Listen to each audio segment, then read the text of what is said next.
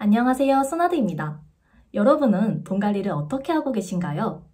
월급을 받으면 얼마를 저축할지, 그리고 저축과 투자의 비율은 어떻게 가져가야 할지 고민이신 분들이 많은데요. 오늘 영상에서 한 번에 정리해 드릴게요. 사회생활을 시작한 대부분의 사회초년생들은 200만원에서 300만원대의 월급을 받는데요. 그 중간값인 250만원을 기준으로 저라면 어떻게 관리할지 제 생각을 말씀드릴게요. 자취 유무를 기준으로 두 가지 경우로 나눠서 설명해 드릴게요. 첫 번째, 자취를 하는 경우. 먼저 자취를 하는 분들은 주거비가 들지 않은 사람들에 비해 월 지출 금액이 늘어날 수밖에 없는데요. 저축 및 투자의 50%, 고정비와 지출액을 합한 월 지출 금액의 40%, 그리고 비상금과 힐링 비용에 각각 5%씩 대략적인 가이드라인을 설정했습니다. 그리고 두 번째 케이스는 자취를 하지 않는 경우인데요. 자취를 하지 않고 부모님과 거주하거나 기숙사에 살고 있는 분들은 주거비가 따로 들지 않기 때문에 저축과 투자 비중을 늘릴 수 있는 기회인데요.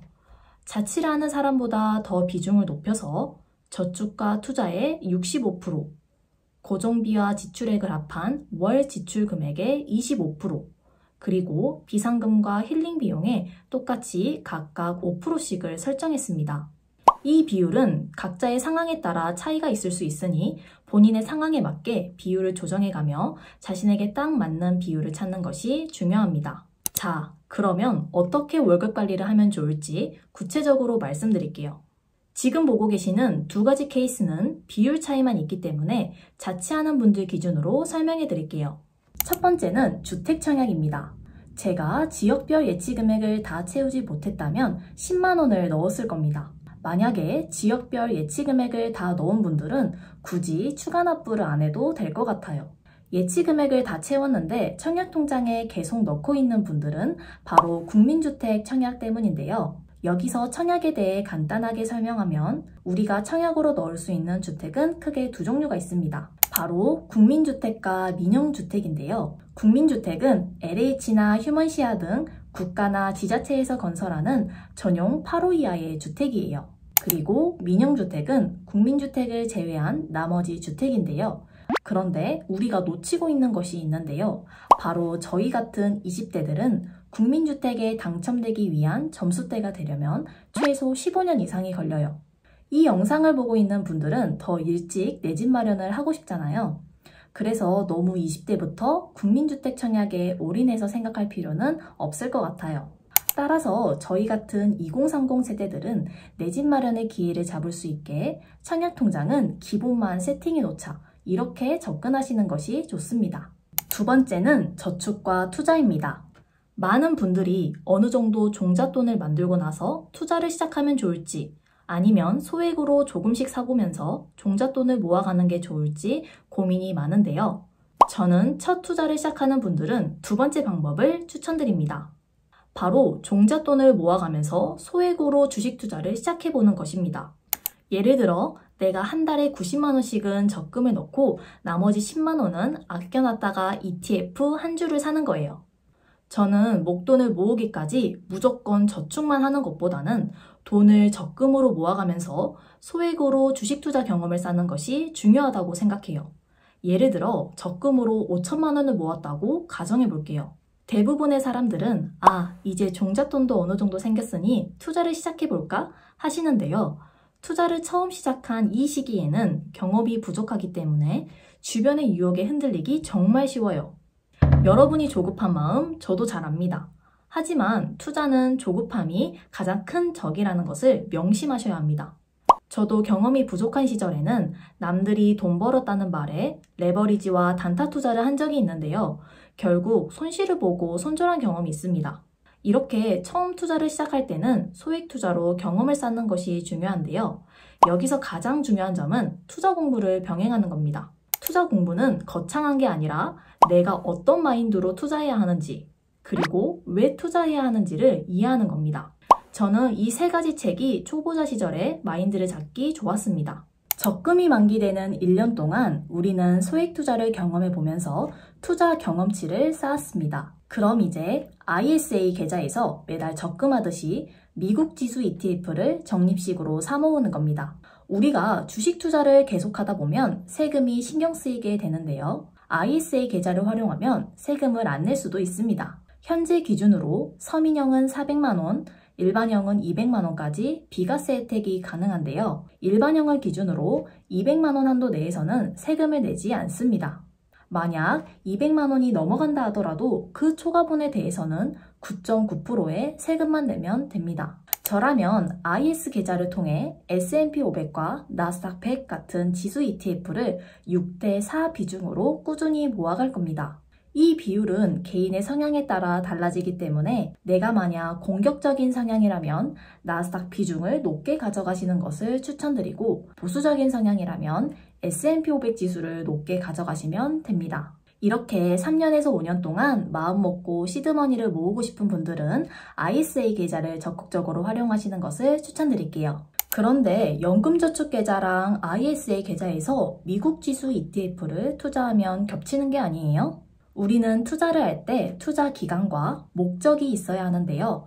연금저축계좌는 말 그대로 노후 준비를 위한 계좌입니다. 예를 들어 5년 뒤 내 집 마련을 위해 ISA 계좌를 해지하면 하나의 포트폴리오가 끝나게 됩니다. 만약 ISA 계좌와 투자 종목이 겹친다는 이유로 연금저축계좌에서 S&P 500과 나스닥 100을 담고 있지 않았다면 곤란해지겠죠? 따라서 우리는 투자 기간과 목적에 따라 계좌를 분리해서 사용하는 것이 좋습니다. 다시 돌아와서 연금저축펀드에는 10만원에서 20만원 사이를 납입합니다. 사회초년생이라면 아직 내 집 마련을 안 한 분들이 많기 때문에 너무 많은 돈을 연금저축에 납입하는 것보다는 내 집 마련 전까지는 10만원에서 20만원 사이만 납입해도 충분하다고 생각합니다. 이후 결혼을 하고 내 집 마련을 한 이후에 납입 비율을 늘려도 늙지 않습니다. 그 다음으로 월급의 5% 정도는 혹시나 모를 상황에 대비하여 비상금으로 마련해 두는 건데요. 갑자기 다쳐서 병원비가 필요할 때, 갑자기 이사를 가야 하는 상황 등 예상치 못한 지출이 있기 마련인데요. 모든 돈을 예적금이나 투자금으로 쓰고 있다면 곤란한 상황이 올 수 있습니다.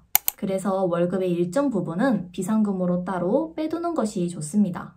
마지막으로 힐링 비용은 5%를 잡았는데요. 힐링 비용이 뭐예요? 돈을 모으는 것은 다이어트 하는 것과 같아요.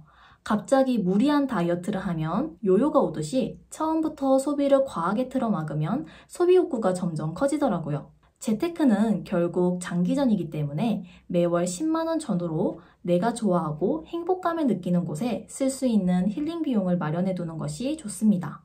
그래서 저는 여행을 좋아해서 매달 10만원씩 힐링 비용으로 파킹 통장에 넣어두고 있습니다. 그리고 앞서 말한 비상금과 힐링 비용은 파킹 통장으로 관리하면 좋은데요. 토스, 카카오뱅크 등 유명한 파킹 통장이 있지만 요즘은 이율이 그렇게 높지 않더라고요. 그래서 이 영상을 보고 있는 분들을 위해 2024년 7월 기준으로 괜찮은 파킹 통장 알려드릴게요. 첫 번째는 SC제일은행의 하이 통장입니다.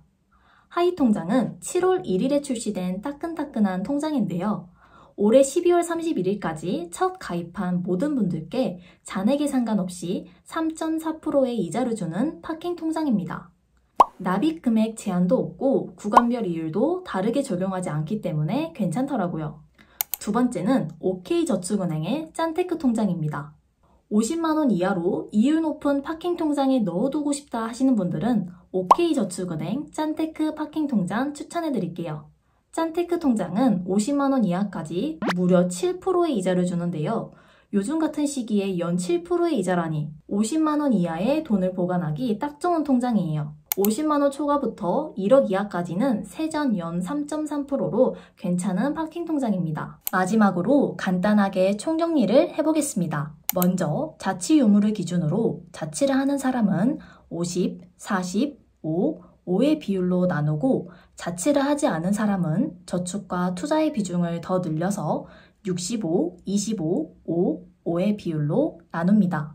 이 비율은 개인의 상황에 따라 달라지므로 본인에게 딱 맞는 비율을 찾자. 월급 250만원 자취를 하는 사람 기준으로 저축과 투자 50% 중 주택청약에 10만원을 넣고 내 집 마련 전까지 연금저축펀드에는 10만원에서 20만원 사이를 넣자. 그러면 나머지 100만 원이 남게 되는데 처음 주식 투자를 시작하는 사람들은 1년 이내 적금과 소액 투자를 병행하며 투자 경험치를 쌓는다. 그 다음 적금 만기가 되는 1년 후에 ISA 계좌를 통해 적금하듯이 매달 지수 ETF를 적립식으로 모아가자. 마지막으로 월급의 5%씩 비상금과 힐링 비용으로 따로 빼두자. 비상금과 힐링 비용은 파킹 통장으로 관리하면 좋은데 현재 기준으로 SC제일은행의 하이 통장과 OK저축은행 짠테크 통장이 혜택이 괜찮은 편이다.